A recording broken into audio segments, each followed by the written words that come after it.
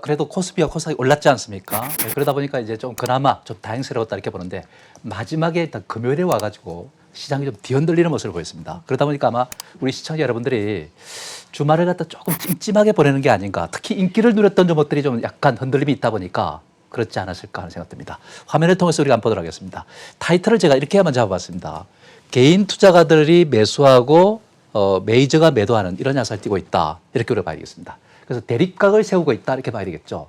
그 대립각 속에서 일단 우리가 보면은 바로 일단 개인 투자들의 힘이 외국인 투자가들 또는 기관들의 매도를 갖다가 압도하고 있다. 이렇게 우리가 말씀드릴 수 있겠습니다.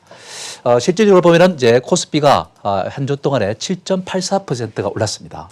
1725.44포인트가 지난 주말이었습니다. 근데 오늘 이제 금요일에 보면은 1860.70을 기록했으니까 주가가 꽤나 이제 올랐습니다.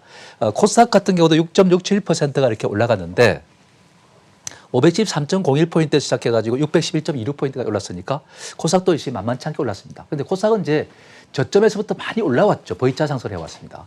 그런 것 치고는 코스닥도 꽤 많이 올랐다 이렇게 우리가 봐야 됩니다. 근데 이제 코스피가 더 코스닥보다 많이 오르는 이러한 기현상을 보이고 있는데 근래에서는 좀 보기 드문 일이었다 이렇게 우리가 봐야 되겠습니다. 그래서 매기가 그동안에 중소형주 쪽, 코스닥 쪽으로 일단 움직였었는데 오늘 금요일, 이번 주부터는 사실상 그렇습니다. 코스피 쪽이 더 강화됐다는 점을 우리가 좀 특이한 부분을 우리가 봐야 되지 않을까 생각 들고요. 아마 이런 어떤 원인 중에 하나는 정시안정기금이 일단 주식을 매입할 것이다.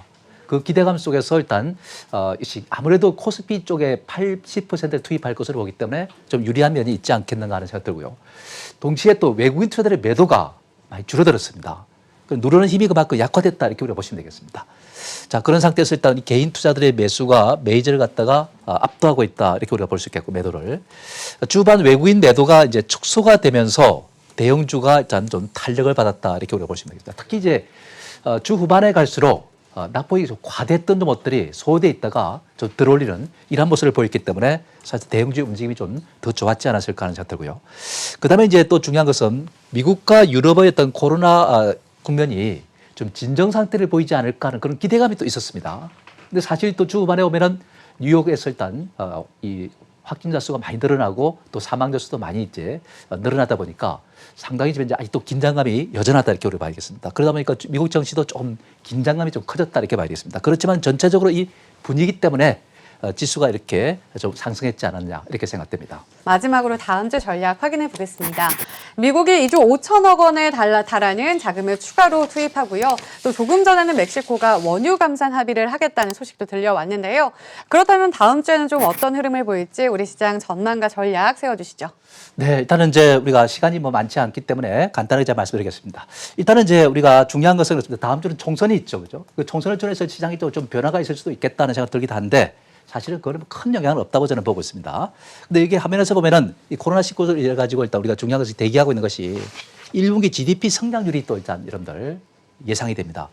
발표가 있죠. 기업들의 실적도 일단 이제 시즌에 들어왔기 때문에 이제 발표가 있을 것이고 이것에 대해서 일단 이제 해외 신용평가사들이 일단은 어떤 이제 지금 현재 판정을 내릴지 지켜볼 문제입니다. 이미 이제 우리나라 이제 정권주의에 대해서 일단 상당히 안 좋게 일단 평가를 내린 상태인데 보니까 이런 것도 이제 우리가 상당히 부담스러운 요인이다 이렇게 볼 수 있겠고요. 그다음에 이제 코스닥의 어떤 등락 혼조가 있고 코스피도 이제 추가 상승이 예상되고 있는 그런 상태인데 코스닥 같은 경우는 많이 올랐어요. 코로나 직전까지 올라왔기 때문에 좀 부담이 되는 것이고 코스피는 추가 상승이 예상됩니다. 그래서 대형주 쪽으로 최근에 이제 매기가 좀 돌고 있다는 것을 이번 주를 통해서 아까 우리가 서두에서 말씀드렸죠, 그죠? 그리고 미국의 코로나가 이제 진정이 여부도 우리가 잘 봐야 됩니다. 이게 진정이 되면 외국인도 돌아올 수가 있어요. 그렇게 되면 이제 주가가 많이 올라갈 수 있는데 일단 이제 1900에서 아마 1950선 사이까지는 아마 좀 올지 않을까 하는 생각 들고 거기서는 경계해 주는 게 좋을 것 같고요. 코스닥 같은 경우는 585에서 625포인트 사이에서 움직일 것으로 보는데 그 사이 좀 올라갈 수는 있겠지만은 올라오면 좀 경계하는 게 좋지 않을까 하는 생각 들고요. 지금의 장세 특징은 빠른 순환매입니다. 그리고 변동성이 심하다는 것이죠. 그렇기 때문에 이제 저점을 매수해서 올라갈 때 파는 겁니다. 올라갈 때 따라 사는 게 아닙니다. 올라갈 때 따라 사면 절대 안 됩니다. 빠졌을 때 사가지고 올라갈 때 파는 이런 전략으로 일단 우리가 가야 되지 않을까 하는 이런 이제 말씀을 드릴 수가 있는 것이죠. 그죠? 그래서 지금 현재 우리가 전략을 잘 짜야 합니다. 그래서 빠른 순환매가 일어나고 있다. 빠른 순환매다. 이 빠른 순환매가 일단 일어나고 있는 이런 이제 상태라면은 그렇습니다.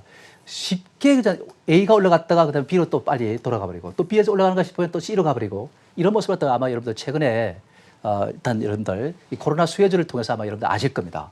근데 따라다니면 단기 상태에 걸려들 수밖에 없고 반대로 빠졌을 때 사가지고 올라갈 때 파는 전략을 가야 됩니다. 그리고 이제 코로나 사태 이후를 갖다 우리가 대비한다면 앞으로 IT주라든지 그다음에 일단 2차 전지라든지 이런 정보들에도 우리가 관심을 둬야 될 것이고 그다음에 우리가 이제 조금 전에도 우리가 살펴봤지만 방탄소년단 관련주 이런 정보들에도 우리가 좀 관심을 갖다 우리가 두는 것도 좋지 않을까 하는 생각이 듭니다.